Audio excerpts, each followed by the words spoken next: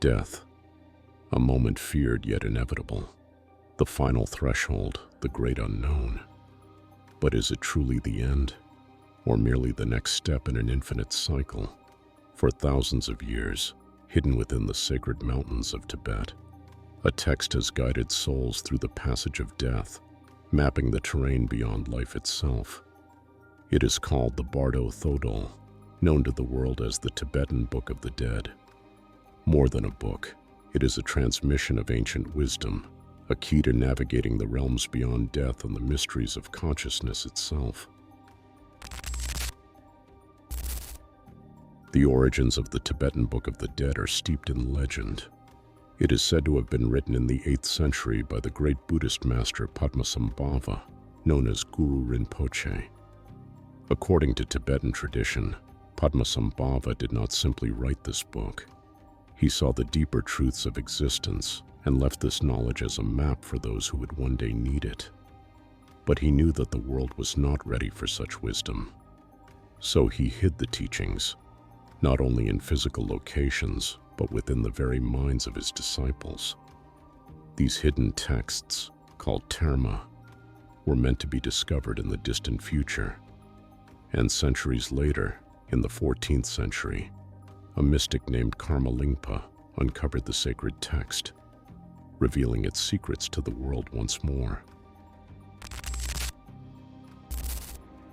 At the heart of the Tibetan Book of the Dead lies the teaching of the Bardos, the transitional states of existence. In Tibetan, Bardo means in between, a phase between one reality and another. Life itself is composed of Bardos, each moment shifting into the next, each breath marking the passage from one state of being to another. There are 6 Bardos in total. 3 occur during life, shaping our experiences before death. 3 arise after death, determining what comes next. By understanding the Bardos, we do not merely prepare for death, we awaken to life itself. The first Bardo is the Bardo of this life, the state of existence we are in now. This is the world of form, where we live, grow, suffer, and awaken. This Bardo begins at birth and lasts until the moment of death. It is the only Bardo where we have control, where we can consciously shape our future path.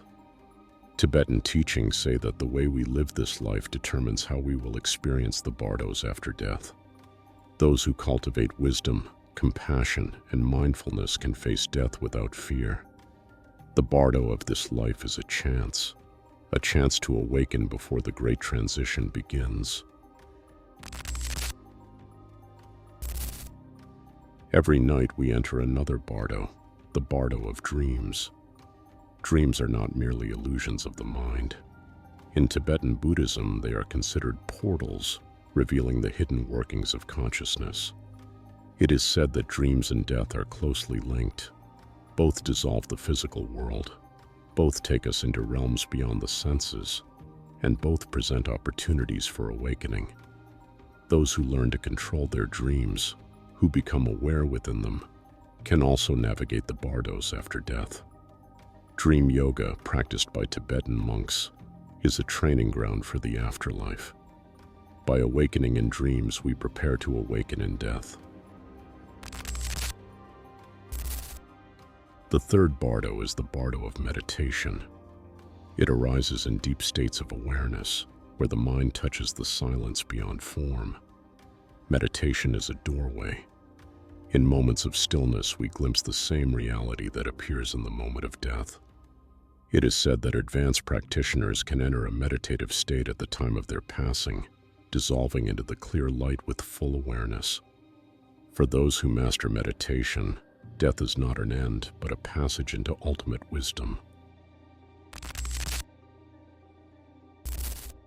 The Chikai Bardo begins at the exact moment the physical body ceases to function.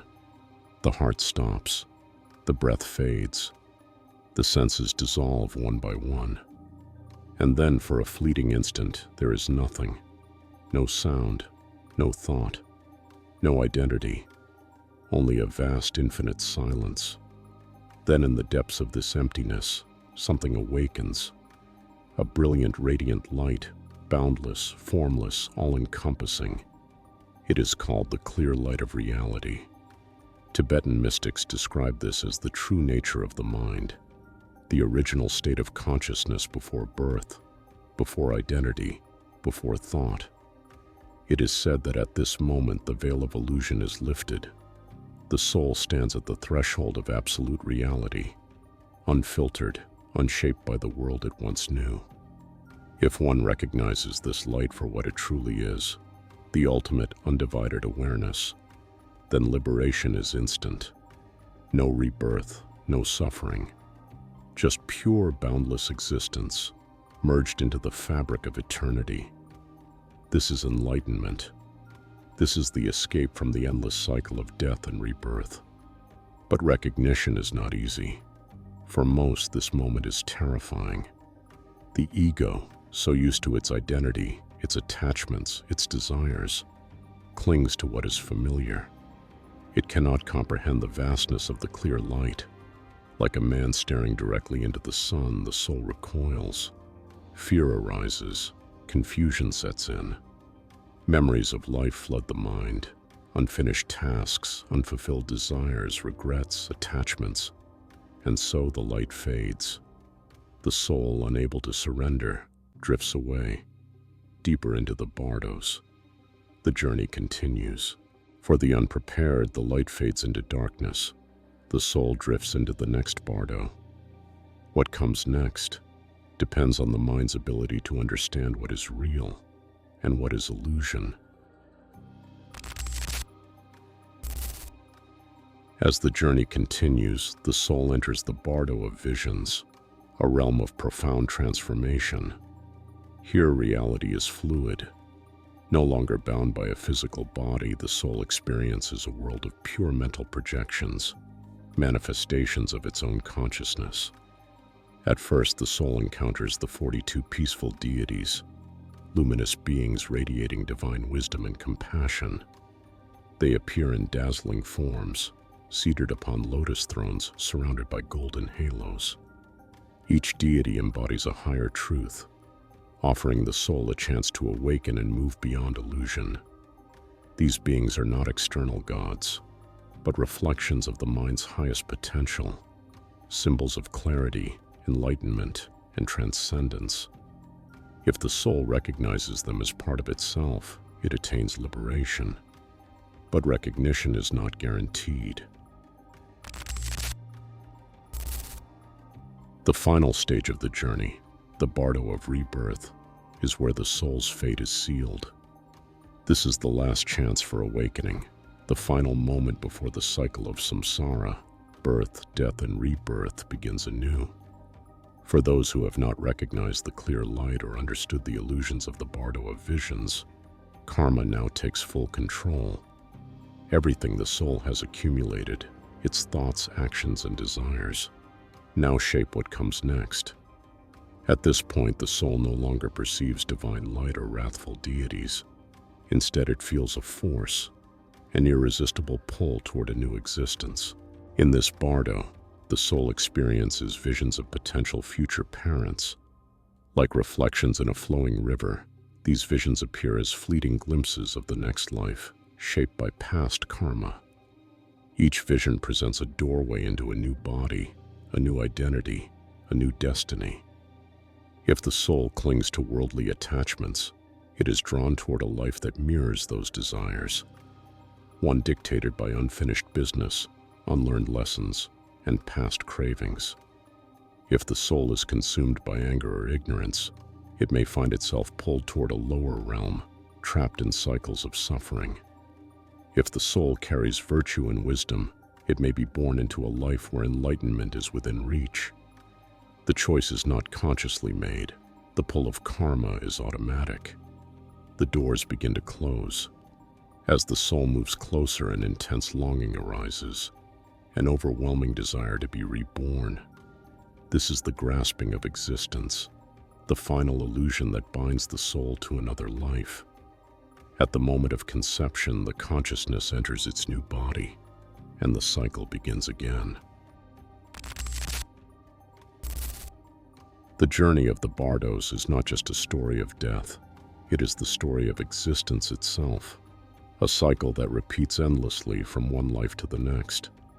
But within this cycle lies a choice. The Tibetan sages teach that the Bardos are not meant to be feared.